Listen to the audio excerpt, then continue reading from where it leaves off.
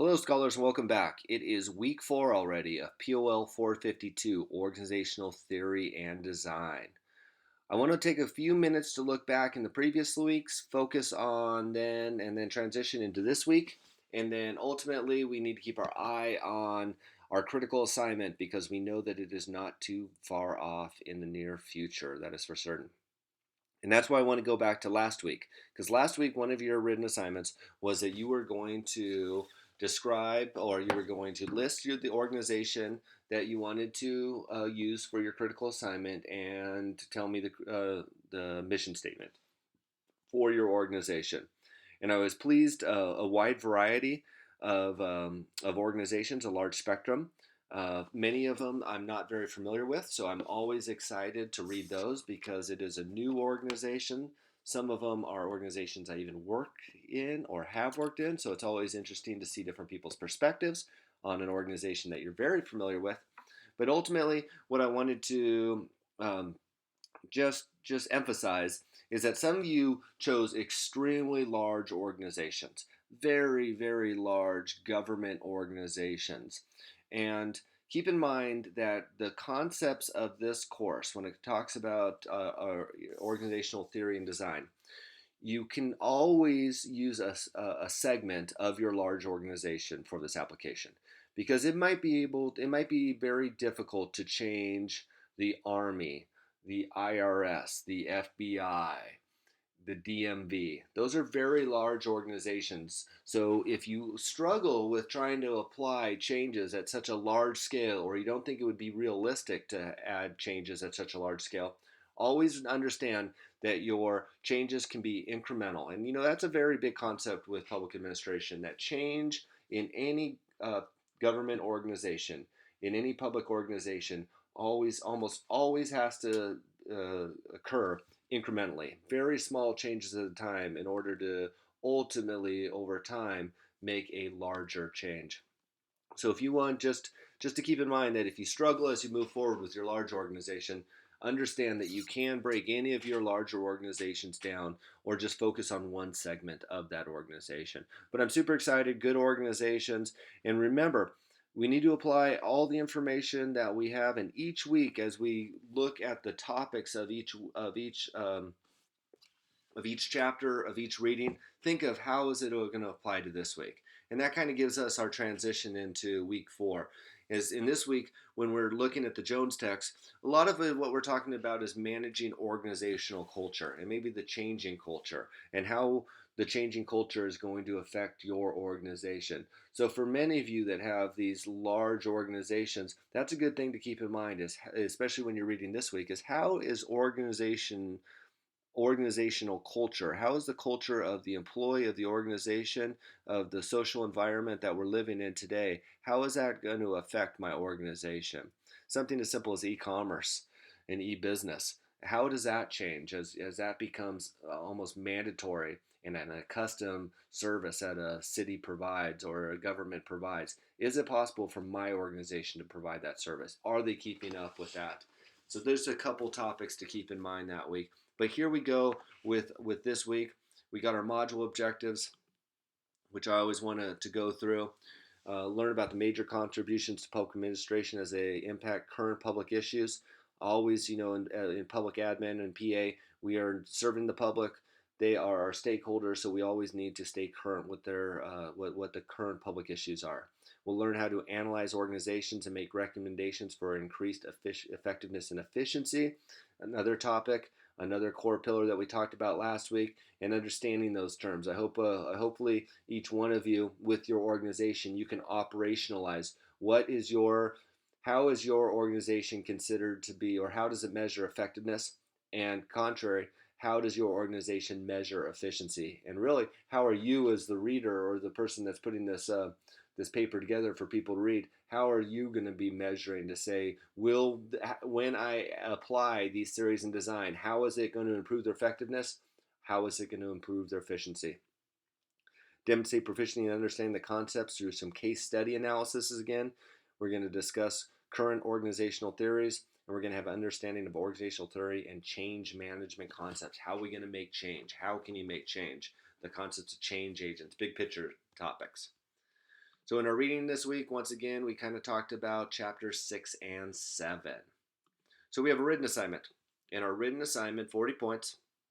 Our due date, which I always tend to skim over once we get it here into week 4, but always as we always have in all the weeks prior, and it will continue all the way through week 7. All of our topics, or all of our papers, all of our deliverables are due Sunday at 11:59. That's that day 7. The only exceptions to that will be in week 8, when we have some early due dates due to it being the last week. But we're working at that. We're looking at that case study, a tale of two cultures. We have two different airlines that we're going to be looking at, or two different corporations. We have Southwest and Value Line, and we're going to look at how those two models are dramatically different. And then there's some questions of um, could you ever change one of those organizations to mimic the other? Could Value Line ever mimic Southwest organizational culture?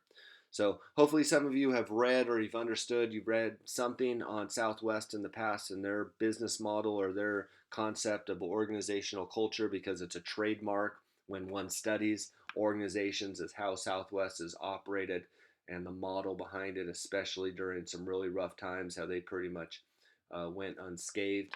So it's an interesting read, and I think you'll enjoy this. But we have that case study to look at this week.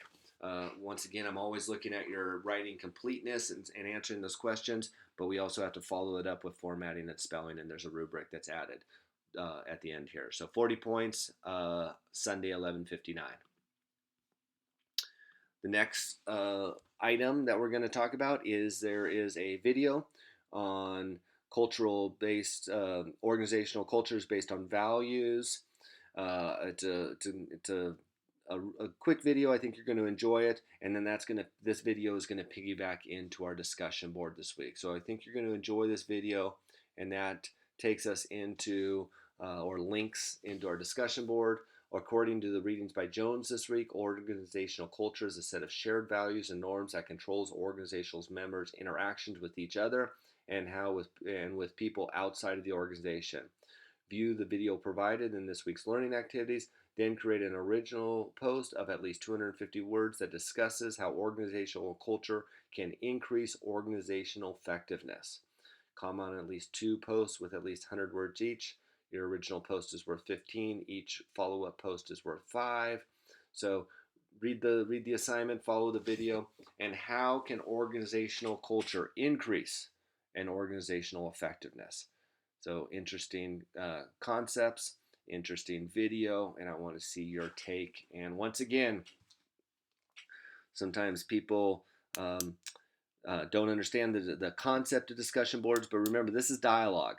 This is dialogue between individuals that we do not have that we don't have, or we use this forum in online education as opposed to sitting in the classroom and discussing this topic in a traditional classroom. So with that being said, I expect interaction. I agree with, you don't have to always, you're not cheerleaders, just oh, that was a great post, way to go. That's what I'm not looking for that. I want you to add to the discussion. I want you to question their comments. I want you to disagree, agree, why you agree, the backing behind it, adding to why you disagree, and adding to the conversation. That's what we're looking for this week, and that dialogue, especially on this organizational culture, because that is a key term in organizational success. Many of you probably work in organizations that have a very distinctive culture that drives it. Some of you not. So I want you to share your personal opinions on this topic, because some of us, we might not work in an organization that thrives with culture, where others of you might. And then finally, we have our exam.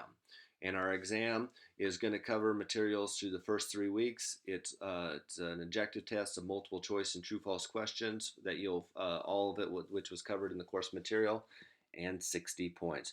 So we have the 3 deliverables this week: a case study, a discussion board, and a written exam, all of which are due by the end of the week, Sunday at 11:59.